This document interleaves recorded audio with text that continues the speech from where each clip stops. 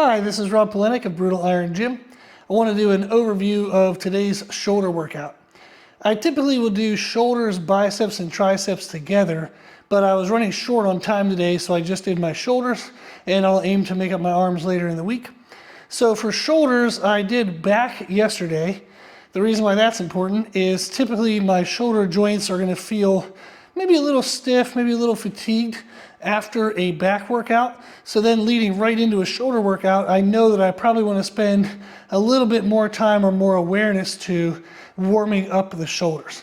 So I started with a cable reverse fly option to get blood flow into the shoulders and to make sure I targeted my back side of the shoulders. The fancy name for shoulders is deltoids, and we have a front, middle, and rear section of the deltoids.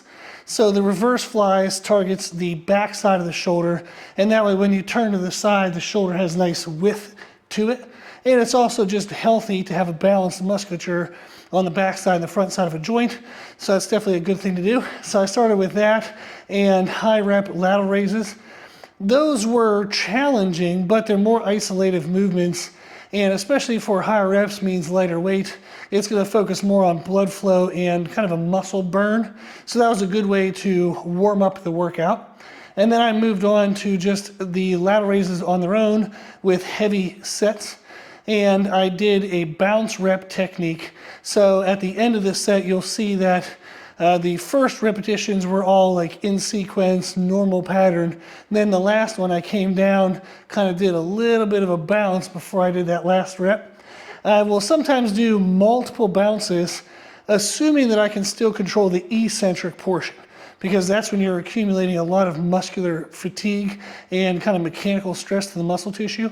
If I were to bounce to the top and it just dropped, there'd be really no point in doing that. So the bounce is a little bit of a way of kind of cheating the contraction, assuming I'm still able to control the eccentric. So for today's workout, I limited myself to just one bounce rep. Sometimes I'll do two, sometimes three, but that was the heavy work for the lateral raises. And then I finished with kind of like pulse reps on overhead press. I wanted to have more time under tension in the bottom portion to take away from some of my tricep work, which I'll be making up later in the week. So I did little partial reps before I would do a full repetition to the top. You'll see in the notes I labeled it as a 3-1. So that meant I would do 3 partial reps and then 1 full rep.